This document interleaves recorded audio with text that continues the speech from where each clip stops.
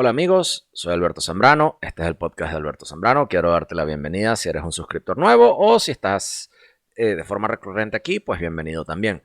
Te recuerdo que este podcast junto con los otros, así como mis otros episodios y grabaciones, están tanto en mis redes sociales, TikTok e Instagram, como en mi canal de YouTube, como en Spotify, en donde sea que tú consigas tus podcasts. A su vez, la plataforma donde yo más estoy es en patreon.com/Alberto Zambrano. Patreon es la plataforma de crowdfunding donde gente como tú puede premiar mi talento y el de muchos otros creadores de contenidos de internet a cambio de recompensas y varios niveles de suscripción. Si no te gusta Patreon y te gusta el cripto y desborda generosidad, también me podrías hacer una donación en las coordenadas que están abajo. Ahora, antes de comenzar, vamos con un mensaje por parte de mis patrocinantes. Antes de empezar con el video de hoy, quisiera hablarte sobre uno de mis socios y herramientas comerciales que me ayudan a crear todos mis contenidos en Internet. Así que vamos a hablar sobre Jasper AI. ¿Qué es Jasper y qué hace? Jasper es una empresa de inteligencia artificial de vanguardia que rápidamente se hace un nombre en el mundo de los grandes datos. Jasper puede recopilar y procesar grandes cantidades de datos muy rápidamente y luego usar esos datos para generar conocimientos que pueden ayudar a las empresas a tomar las mejores decisiones. Además, Jasper puede brindar atención al cliente en tiempo real, que es un servicio valioso para cualquier empresa. En general, Jasper es una empresa de inteligencia artificial versátil que puede ayudar y brindar mucho valor a las empresas de todos los tamaños. ¿Cómo uso yo Jasper para ayudarme con mi presencia en línea? Siempre busco nuevas e interesantes formas de mejorar mi presencia en línea. Y Jasper es una genial herramienta que he estado empleando últimamente. Jasper no es más que un asistente de inteligencia artificial que puede ayudar con una variedad de tareas, incluida la administración de redes sociales, la creación de contenido e incluso el diseño de sitios web. He estado usando Jasper para ayudarme con mis publicaciones en las redes sociales y ha sido un gran ahorro de tiempo. Simplemente le digo a Jasper qué tipo de contenido quiero publicar y él se encarga del resto. Ha sido una excelente manera de liberar mi tiempo para poder concentrarme en otros aspectos de mi presencia en línea. Los beneficios son muchos. No hay duda de que Jasper es una de las mejores firmas y herramientas para el marketing online. Brinda a las empresas e individuos un conjunto completo de funciones que pueden ayudarlos a llegar a sus audiencias objetivo de manera más efectiva. Por un lado, Jasper facilita la creación y administración de campañas dirigidas. Con su interfaz de arrastrar y soltar, las empresas pueden diseñar rápida y fácilmente campañas personalizadas que se adaptan a sus necesidades específicas. Además, Jasper proporciona sólidas herramientas de informes y análisis que las empresas pueden emplear para realizar un seguimiento del rendimiento de sus campañas y realizar los ajustes necesarios. En general, Jasper es una herramienta increíblemente poderosa que puede ser empleada con gran eficacia por empresas de todos los tamaños. Si eres nuevo con Jasper y quieres empezar con el pie derecho, pues tómate un tiempo, familiarízate con la plataforma, lee la documentación, explora la interfaz de usuario y prueba sus funciones. Eso es todo lo que va por ahora. Vamos de vuelta al video. Si deseas usar Jasper AI, haz clic en mi enlace de afiliado en la descripción de este video y obtén un descuento en tu primer mes, así como 10.000 palabras gratuitas encima del plan que escojas. Si te afilias con mi enlace, yo también obtengo el mismo beneficio, así que es ganar, ganar. ¿Qué esperas para aprovechar el potencial de la inteligencia artificial para impulsar tu estrategia de marketing? Gracias por mirar este video y nos vemos muy pronto. El podcast de hoy se titula El modelo de desarrollo alemán está al borde del colapso. ¿Okay? El estado que existe entre el Rin y el Elbe ha sido una parte inseparable y crucial del espacio político europeo durante casi 2000 años. Esto comenzó con la derrota de Publius Quintilius Varus en la batalla de Teutoburgo, en ese bosque, contra una coalición de tribus germánicas en el siglo IX a.C. A lo largo del estado de los francos orientales, creado por el Tratado de Verdún en 1843. Aún más por vía del del Sacro Imperio Romano y luego el imperio de Otto von Bismarck, que llevó al Reich de Adolfo Hitler, de cuyas cenizas surgieron la guerra, en la posguerra, eso que fue la Alemania occidental de Konrad Adenauer, que ahora se asentó en lo que es la Alemania de Angela Merkel y Olaf Scholz. Sobre Angela Merkel tengo un podcast bien interesante, les recomiendo lo escuchen.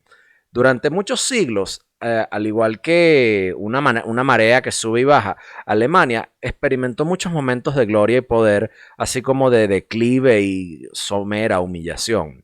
El final de esta humillación vino en 1945 y desde entonces Alemania ha estado en un sendero continuo de rápido crecimiento que se ha fundamentado sobre 4 pilares y que ha alcanzado un punto alto. Ahora, el desarrollo entero del modelo alemán está en cuestión. Entonces, bienvenidos al podcast de Alberto Zambrano, donde hoy vamos a hablar sobre esto. Son perdedores a la vez que son ganadores. Las exportaciones son la sangre nutriente de Alemania y de su economía. Suena como un cliché, pero debemos hacer énfasis en esto desde el principio, con compañías como Mercedes, Daimler, BASF, Siemens, Volkswagen, tienen una influencia extraordinaria sobre las acciones del gobierno alemán, especialmente cuando la política exterior de Berlín viene a ser discutida. Los negocios alemanes se fundamentan sobre compañías industriales de gran envergadura. De las 30 compañías alemanas más grandes, más de 20 de ellas dependen en 2 variables que están directamente influenciadas por la política exterior de Alemania. Primeramente, debemos hablar sobre cuáles son las políticas de exportación y cuáles crean condiciones de intercambio favorables para vender los productos alemanes, por ejemplo, a la China o dentro de la misma Unión Europea. Segundamente, se trata de energía, la cual la industria alemana tiene unos cimientos bastante competitivos, por así decirlo. Y de forma incidental, de esas 30 compañías, las 30 que quedan de las mencionadas, son organizaciones que sirven en la eficiencia de la industria alemana y dentro de Alemania en sí misma. Así que de forma inextricable, de forma inseparable, están atadas a la política exterior de Berlín. Luego de la enorme pérdida que significó la Segunda Guerra Mundial, aparte de estar sumamente deprimidos, el pueblo alemán estaba en un estado de total colapso económico.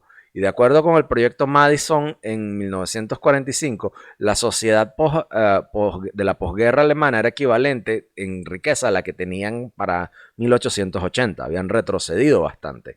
Los aliados, con recuerdos bastante frescos de 2 guerras mundiales iniciadas por Alemania, lo último que querían era una expresión de desapruebo y de alguna manera borrar a Alemania del mapa. Y surgió una cosa llamada el Plan Morgenthau, nombrado por el secretario del Tesoro Henry Morgenthau Jr., que llamó al desmembramiento territorial de Alemania y desmantelar el potencial industrial de Alemania, de modo tal de que ese país sería efectivamente un paria y una granja gigantesca. Sin embargo, aunque el plan inicialmente obtuvo algo de tracción, rápidamente colapsó. Y es porque Washington DC se dio cuenta de que una Alemania oriental reconstruida y fuerte les sería mucho más útil como una especie de buffer y escudo y también como una especie de espada ante la nueva y poderosa Unión Soviética. Los alemanes, al menos los alemanes occidentales, aunque habían perdido la guerra, en la práctica la ganaron, o por lo menos con mucha suerte se encontraron del lado correcto del muro después. Y esto, a diferencia de los checos y de los polacos que ganaron, pero se encontraron del otro lado del muro y al otro lado de la cortina de hierro. Y esto es uno de los ejemplos más claros de cuán amoral puede ser la geopolítica. En lugar del Plan Morgenthau, Alemania obtuvo el Plan Marshall, al cual fueron aceptados en 1949. Y aunque deberíamos notar de que esto no tuvo una influencia decisiva en el crecimiento de la posguerra Alemania, un año después de desmantelar la industria alemana por parte de los aliados, mientras Alemania Occidental se convirtió en uno de los países fundacionales de la Comunidad Europea del Acero y el Carbón, luego, en 1955, Alemania Occidental se unió a la OTAN. Y después, 10 años, en solo 10 años, la situación internacional del país en el ring dio un giro de 180 grados y sentó las bases para su futuro crecimiento. Los dos primeros pilares de la política exterior alemana también estaban surgiendo. El primero era la reemergencia de la manufactura alemana y de mandar productos hechos en Alemania Occidental a todas partes del mundo. La segunda era la dependencia de los Estados Unidos en materias de seguridad, en las cuales simplemente los norteamericanos se las forzaron a los alemanes y no podían decir nada. Este pacifismo impuesto, este enfoque industrial y abrirse a los mercados europeos y mundiales resultó en un crecimiento económico aceleradísimo. El Wirtschaftswunder o el milagro del Ring, ¿ok? Entre 1950 y 1960, el poder de compra de los alemanes aumentó un 73%, y de allí en adelante Alemania Occidental tenía una de las economías más fuertes del mundo. Si vamos en el futuro 30 años, la Unión Soviética colapsa y la reunificación alemana se convierte en una realidad. Y los políticos alemanes son rápidos de ver esto como tener un potencial de múltiples aristas. Aquí debemos resaltar al menos 3 fenómenos que se solapan casi por completo. Uno de ellos es la conjunción perfecta. Primero, tan temprano como en 1990, las negociaciones iniciales comenzaron para que los países de Alemania Oriental se unieran a lo que fue la Unión Europea 14 años después, en la expansión más grande de la Unión Europea. ¿Okay? La industria alemana, habiendo tenido una ventaja comparativa de gran trayectoria, un saber hacer y un enorme capital, rápidamente penetró esos mercados creando una base industrial de componentes sencillos que servían al núcleo que estaba ubicado en el río Rin. Ahora, por otra parte, esto le permitió a los países de la Europa Central y de la Europa del Este, que estaban en el atraso, ¿ok? Después de casi 5 décadas de gobiernos comunistas que surgieran económicamente. Los países del B4, que es Polonia, la República Checa, Hungría y Eslovaquia, son los más importantes y son la zona de intercambio especial desde la perspectiva económica alemana. Actualmente, el intercambio con estos 4 países excede el intercambio que tiene Berlín con China, que es el otro socio comercial más grande de Alemania. Una segunda oportunidad también se abre para que los políticos alemanes y su industria se prosperen. Y aunque teóricamente Rusia de la noche a la mañana se vuelve una democracia en los años 90, esto es clave para el parque industrial muy demandante de energía alemán. Las exportaciones de gas natural de la Unión Soviética a Alemania Occidental comenzaron tan temprano como en los años 70 y esa dependencia se mantuvo. Los alemanes ayudaron a los soviéticos a construir su industria extractiva de gas y a cambio recibían gas en términos preferenciales. Como resultado, un sistema de pago fue diseñado para dar gas ruso a cambio de una ventaja competitiva sobre otros combustibles en el sector energético alemán.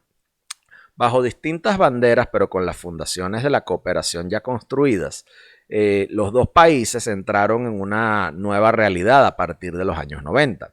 Desde 1990 hasta 2020, las exportaciones de gas natural de Rusia a Alemania se triplicaron de 20.000 millones de centímetros cúbicos hasta 60.000 millones de centímetros cúbicos. Sin embargo, la nueva realidad postsoviética también creó nuevos problemas para lo que fue las relaciones de Alemania Oriental con los soviéticos y luego el rearreglo entre Alemania y Rusia.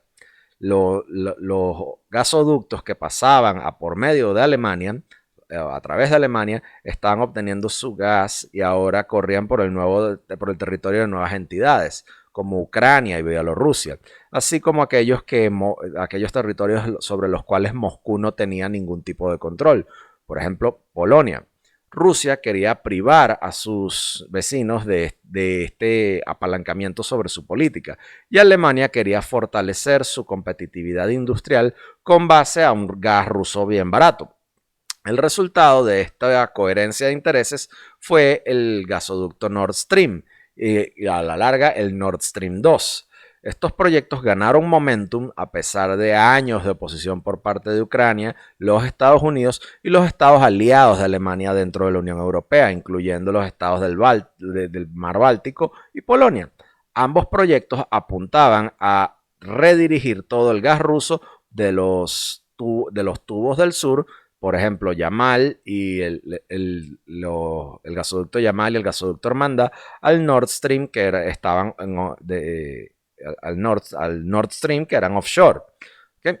Y al bypassear estos países problemáticos, el gas ruso iba hacia Alemania y a la visión de Berlín sería distribuido al resto de Europa.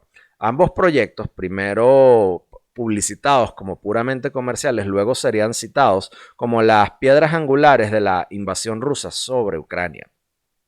Aquí llegamos al tercer evento clave que marcó la política alemana como la conocemos ahorita.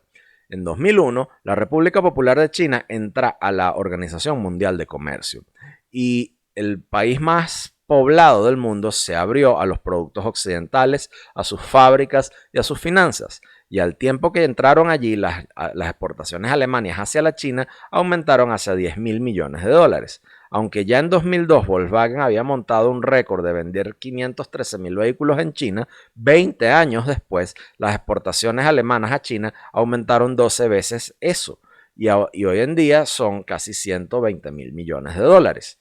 Las importaciones alemanas crecen aún más y hoy en día el intercambio entre los dos países son unos astronómicos 245.000 millones de euros. Todos los eventos de las 2 décadas pasadas son primariamente debido a un actor o más bien una actriz, Angela Merkel, que les repito, por favor escuchen el podcast que hice sobre Angela Merkel. Durante los pasados 16 años, la canciller alemana empujó los intereses internacionales alemanes lo mejor que ella pudo. ¿Okay? Las 4 bases del éxito alemán habían funcionado como una máquina bien aceitada. Hacia Oriente, los titanes de la industria alemana crearon un hinterland geográficamente cercano de mano de obra barata y gran poder intelectual, con gas ruso negociado por Merkel que fluía por medio de un flujo norteño bastante amplio. La industria alemana penetró el receptivo y muy abierto mercado chino y todo esto estaba sucediendo como había sucedido 70 años antes bajo la sombrilla de la seguridad estadounidense a pesar de la oposición de Washington a la construcción de los gasoductos Nord Stream y al acercamiento alemán con la China. Así que con un sentido de deber, de deber y de haberlo hecho bien, ese que tuvo Angela Merkel, en su opinión, no la mía, ella se fue del poder el 8 de diciembre de 2021 y lucía como que el curso estratégico alemán estaba perfectamente calibrado y los sucesores de Mutti Merkel, Mami Merkel, solo tenían que continuar las políticas de su predecesora. Pero 2 meses después, la guerra con Ucrania estalló y cambió todo. ¿Okay? Y si vamos a evaluar las políticas del gobierno de Merkel desde la perspectiva de servir los intereses nacionales, ella quizás se llevaría las máximas calificaciones ahí. La población obtuvo un impulso en su riqueza, hubo influencia regional y global y un curso estable de competitividad cara a cara con sus vecinos sin exagerar los antagonismos. Esa evaluación hubiera sido tal si la hubiésemos hecho el 23 de febrero de 2022. Sin embargo, la historia nunca se detiene y la evaluación de las políticas de Berlín deben ser mucho más estrictas. ¿Okay? Entonces vamos al comienzo y vamos a considerar cómo los 4 pilares de la política alemán mencionados anteriormente lucen en esta nueva realidad. Primero, está ese llamado mercantil de crecimiento sin fin, ¿ok? Ese o sea, en primer lugar, ese protectorado americano, inicialmente impuesto a la fuerza, probó ser el Salvador de Berlín, que ahora tenía eh, un, un sentido pacifista ideológico, ¿ok? Subyacente. Alemania invirtió en su industria de seguridad y defensa, pero solo con miras a exportar, y esto estaba confirmado por la forma dramática en la que ellos bajaron su gasto militar. Durante años de su hegemonía sobre los alemanes, Washington no le prestó atención a esta dependencia invertida. Sin embargo, conforme los estadounidenses fueron más capaces de presionar de ser presionados por parte de la China y la Rusia, Washington se dio cuenta de que Alemania y no ellos se beneficiaba del status quo actual. Lo que es más, Berlín, retando abiertamente a los estadounidenses, se movía cada vez más cerca y más cerca hacia Moscú y hacia Pekín. Incluso antes de la guerra, la Casa Blanca había tenido varias charlas, o sea, se habían sentado varias veces con los alemanes para hablar con ellos mientras su retórica era cambiante. Y eso lo vimos en el discurso de Annegret Kramp-Karrenbauer, que es muy proamericano. Sin embargo, Berlín en general trató de mantenerse cómodamente en un punto clave, ¿ok? Un punto que era americano, un punto que era chino y un punto que era ruso a la vez. Pero ¿qué descubrió la guerra? Berlín se sorprendió al descubrir que su ejército no tenía un ejército combativo de valor y rápidamente anunció una inversión de 100 mil millones de euros. Sin embargo, e incluso más dolorosamente, Berlín se dio cuenta de cuán dependientes eran de los norteamericanos. Sin embargo, la falta de poder militar real en tiempos turbulentos como la década actual severamente degradó la habilidad alemana de influenciar la región. Aparte de esa asistencia muy modesta militar y financiera, Alemania no tiene ninguna influencia sobre los eventos que ocurren en Ucrania. La evaluación de los segundos y los terceros, estos segundos y terceros factores, que son la esfera alemana de influencia en la Europa central y oriental y su dependencia sobre el gas ruso, deben ser examinadas juntas. ¿Ok? Ya está claro que la apuesta all in en términos de póker, o sea, esa apuesta de poner todos los mismos huevos en la misma cesta de los alemanes en cuanto a lo que es el gas ruso, fue un fracaso espectacular. Forzados por una presión global y por su pueblo, Alemania tuvo que anunciar que dejaría de comprar gas ruso a mediados de 2024. La dependencia rusa trajo una poderosa amenaza no solamente a Europa, pero especialmente a la industria alemana, que es lo que es por así decirlo, el cariñito, los querubines, ¿ok? De la Cancillería, especialmente ante los ojos de Angela Merkel. Y esa subordinación al Kremlin hizo y continúa haciendo a Berlín muy guabinosos en el estado de la guerra actual. Los políticos de una generación más joven, menos conectados con ese establishment industrial, como la ministra de Exteriores Anna-Lena Baerbock, ya hacen un llamado de ser duros cara a cara contra Rusia. Sin embargo, Alemania está dominada por un partido que es muy, por así decirlo, proteccionista del comercio, cuyo principal representante es el actual canciller Olaf Scholz. El canciller verbalmente trata de declarar toda la ayuda que le mandan toda la ayuda a Ucrania lo más que puedan, por una parte, y por otra parte, de forma burocrática, monta retrasos de meses con respecto a la ayuda militar. Los políticos mercantilistas que viven en Alemania o incluso están llamando haciendo llamados a ese retorno a comprar el gas ruso por parte de Alemania tan pronto la guerra termine. ¿Okay? Y la política de Berlín está siendo observada con gran desapruebo por parte de Polonia, Ucrania y los estados bálticos, entre otros. Tanto así que Varsovia y Kiev empiezan a pensar sobre la creación de un bloque posguerra de estados cuyo interés unificador sería la disuasión de Rusia, sustentada sobre el poder angloamericano que se proyecta desde esos hinterlands hacia Europa del Este y hablando en un tono común, fuerte dentro del teatro internacional. Dependiendo de qué naciones se unan a esa alianza, estamos hablando de potencialmente 80 a 100 millones de personas. Así que demográficamente igualar o sobrepasar a Alemania está dentro de las posibilidades. Poniendo a un lado las posibilidades de éxito de tal proyecto, tales acuerdos inevitablemente serán juzgados en los gabinetes alemanes, ¿ok?, como amenazatorios para su posición y su status quo en la región.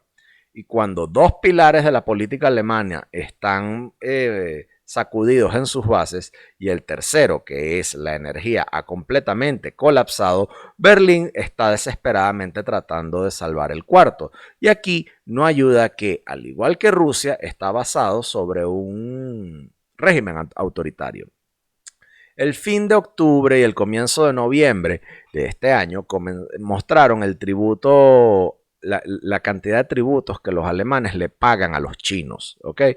Primero, el gobierno alemán le permitió al gigante chino Costco, ¿okay?, comprar 24.9% de las acciones para ser los operadores de su terminal en Hamburgo, el HLA.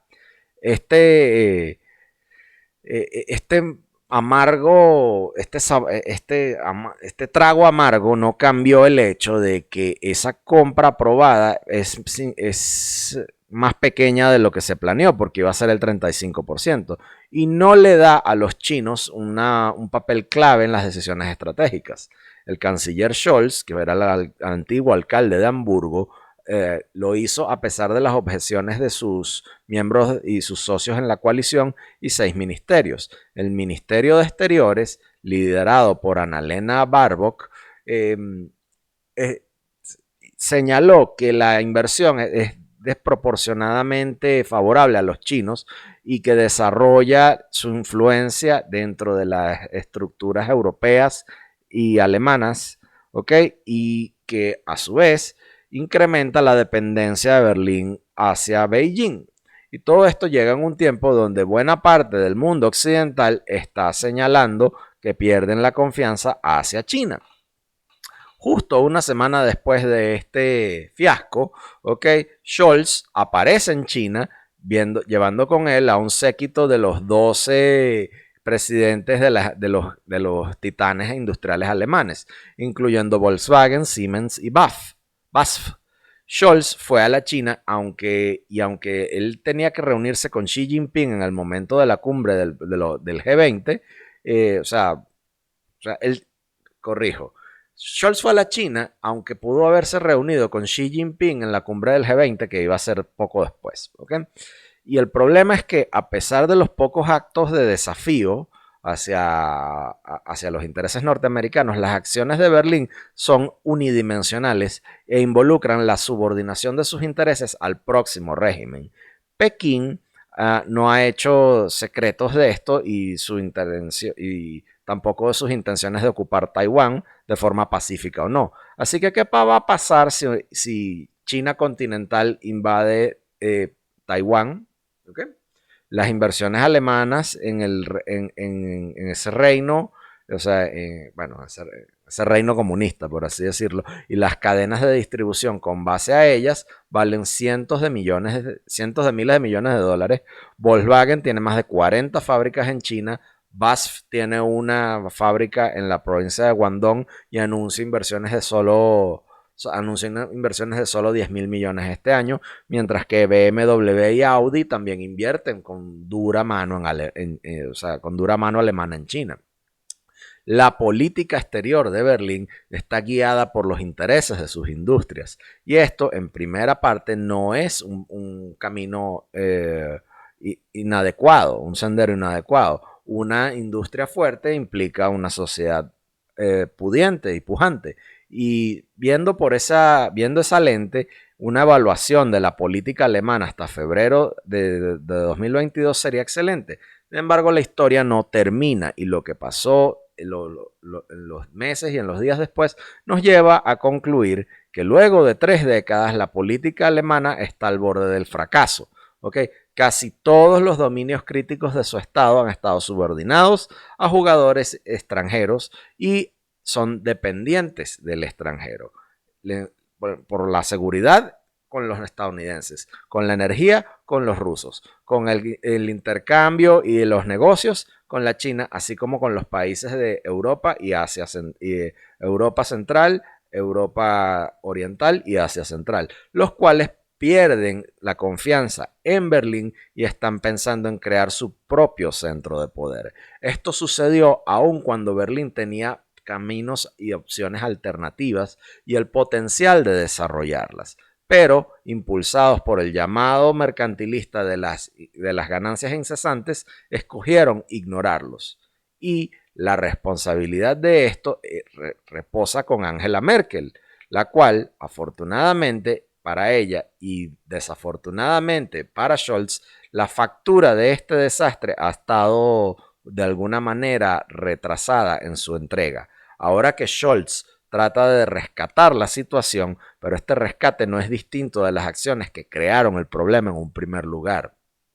La historia alemana de los últimos 30 años nos demuestra una cosa: esos gobiernos mercantilistas cuya política extranjera se enfoca solamente en apoyar las industrias nacionales es un sendero peligroso. Así que sí, en tiempos de prosperidad y de piloto automático geopolítico, tales políticas le sirvieron a la industria alemana y ayudaron a tener una sociedad rica. Sin embargo, el problema con tal estrategia subyace en la divergencia de horizontes y de las perspectivas del Estado y las perspectivas y los horizontes que tienen los negocios. Las naciones-estados apuntan impulsar el bienestar y la seguridad de sus ciudadanos durante el horizonte más amplio posible y durante la mayor cantidad de tiempo, y anticipan las varias situaciones que surgen de las políticas que esos estados impulsan en 20, 50 o quizás hasta en 100 años. De forma contrastante, una empresa, en especial una empresa del tamaño como la de los hegemones alemanes, puede que tengan estrategias a largo plazo, pero ponen sus ganancias primero, aquí y ahora. Así que la Alemania ha tomado las metas de sus líderes industriales, ignorando los riesgos geopolíticos que estaban más adelante en el tiempo y con frecuencia no eran tan relevantes para otros actores que no eran estatales, como las empresas. Desafortunadamente, las acciones del canciller Scholz con respecto a China, con respecto al poder nuclear, demuestran que Alemania continúa pensando en términos de una previa era de Wandel durch Handel, de que los negocios traen cambios. Soy Alberto Zambrano, este es el podcast de Alberto Zambrano, espero les haya gustado. Patreon.com/Alberto Zambrano si se quieren suscribir, Crypto si quieren dejar una donación en la descripción del audio, y por favor síganme en Instagram, síganme en TikTok, suscríbanse, comenten, compartan al canal y hasta la próxima.